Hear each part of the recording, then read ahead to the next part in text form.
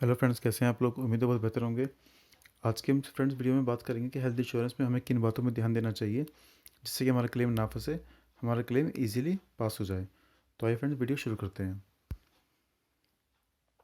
देखिए फ्रेंड्स, सबसे पहला जो पॉइंट है या आप ये कह लीजिए, जो सबसे पहले जो शर्त होती है हेल्थ इंश्योरेंस की, कोई भी क्लेम लेने से पहले कि आपको कम से कम 24 घंटे एडमिट रहना ज़रूरी होता है हॉस्पिटल में। अगर 24 घंटे से कम समय के लिए आप एडमिट रहते हैं हॉस्पिटल में तो क्लेम पास नहीं होता है। लेकिन आजकल एक क्लॉज हो रहा है जिसमें आपको डे केयर प्रोसीजर कवर करते हैं, जैसे कि आपका कैटरेक्ट है या हर्निया है या फिर पथरी का ऑपरेशन है। ऐसे ही कई डे केयर प्रोसीजर है, ट्रीटमेंट है जिसमें 24 घंटे एडमिट रहने की ज़रूरत नहीं होती है। तो आप प्लीज़ अपनी पॉलिसी में एक बार चेक कीजिएगा कि आपके कौन पॉलिसी में कौन कौन से टेक केयर प्रोसीजर कवर होते हैं। तो उसमें आपको 24 घंटे एडमिट रहने की ज़रूरत नहीं पड़ेगी और आपका क्लेम पास हो जाएगा। दूसरा, इलाज पर ज़्यादा चार्ज होने पर। देखिए फ्रेंड्स, हर कंपनी हर ट्रीटमेंट के लिए एक जो एक्सपेंस है, जो चार्ज होना चाहिए, उसका एक अमूमन एक अंदाज़ा रखती है। लेकिन मान लीजिए आपके इलाज पे बहुत ज़्यादा चार्ज किया हॉस्पिटल ने, तो वो क्लेम पास होने में आपको परेशानी आएगी। वो क्लेम हो सकता है कि वो कंपनी पास ना करे। तीसरा पॉइंट, महंगा रूम रेंट होने पर। ठीक है फ्रेंड्स, हम जब भी पॉलिसी लेते हैं तो उसमें एक रूम रेंट के ऊपर एक डिक्लेरेशन होती है, मतलब एक उसको स्पेसिफाइड किया होता है कि आप कितने रुपए तक का रूम आप ले सकते हैं। जनरली जैसे 5 लाख से कम की जो पॉलिसी होती है उसमें हम 5,000 रुपये तक का ही रूम ले सकते हैं। और जो 5 लाख या 5 लाख से ऊपर की पॉलिसी होती है उनमें कोई रूम रेंट की कैपिंग नहीं होती है। तो आप अपनी पॉलिसी में ये चेक जरूर कीजिएगा कि हाँ, आपकी पॉलिसी में रूम रेंट की कोई कैपिंग है, और है तो वो कितने तक है, और नहीं है फिर तो बहुत अच्छी बात है, कोई दिक्कत ही नहीं है। क्योंकि फ्रेंड्स, जनरली ये जो पॉइंट है, लोग इस पर ध्यान नहीं देते। उनको ये लगता है कि मान लीजिए उनको 5,000 रुपये तक का रूम अलॉट हुआ है और वो 8,000 का मान लीजिए रूम ले लेते हैं, तो उन्हें डिफरेंशिएट जो 3,000 रुपये बस वही पे करना होता है।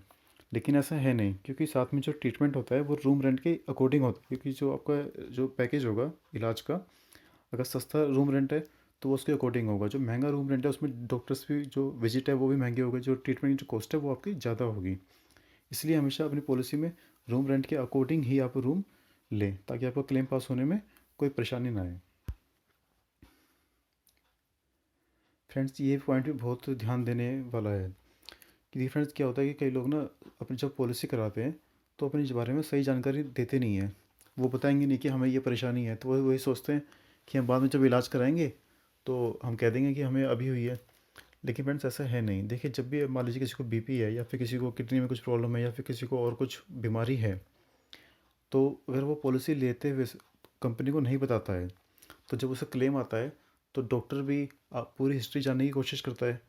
जैसे आप उसे बताएंगे कि मुझे इतने दिनों से ये प्रॉब्लम है, डॉक्टर जब समरी आपकी बनाएगा तो कंपनी उसको चेक करेगी, तो कंपनी आपका क्लेम पास नहीं करेगी।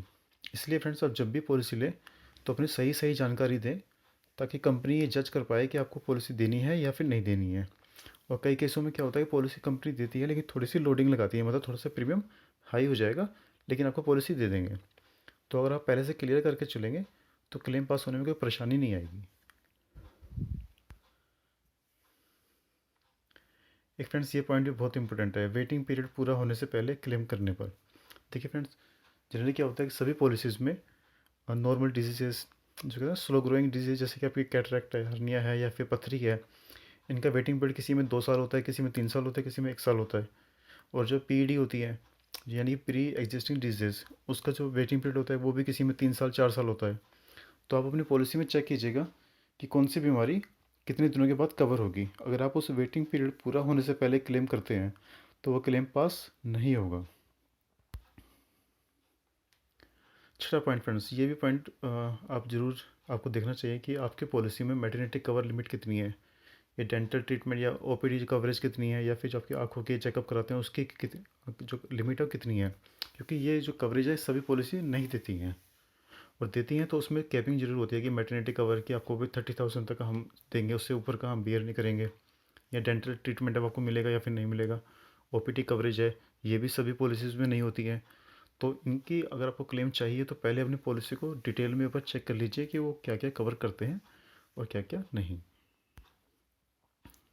और ये सेवन्थ पॉइंट है फ्रेंड्स, जो कि एक्सकर्जन है। देखिए फ्रेंड्स, जो भी पॉलिसी होती है सब में कुछ ना कुछ तो एक्सकर्जन होता ही है, कि हम ये चीज़ कवर नहीं करते हैं या फिर वो कुछ और चीज़ कवर नहीं करते हैं, जैसे सबका एड्स है वो कवर नहीं करते हैं। तो फ्रेंड्स जब भी आप पॉलिसी लें तो उसको डिटेल में एक बार प्लीज़ आराम से उसको समझिए एजेंट से कि क्या क्या चीज़ें कवर होंगी, क्या क्या चीज़ें कवर नहीं होंगी। क्योंकि जनरली क्या होता है फ्रेंड्स, जब पॉलिसी लेते हैं ना तो सब बस हाँ हाँ कर देते हैं, ठीक है ठीक है ठीक है।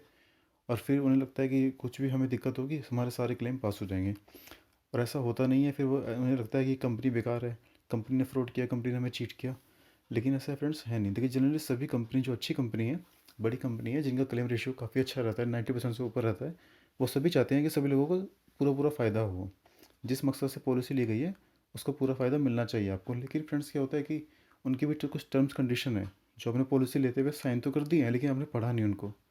तो अगर आपने पढ़ा नहीं है तो आपको पता नहीं है कि हमें किस में क्लेम मिलेगा किस में नहीं। तो फिर आप कैसे मतलब उसको करेंगे जस्टिफाई।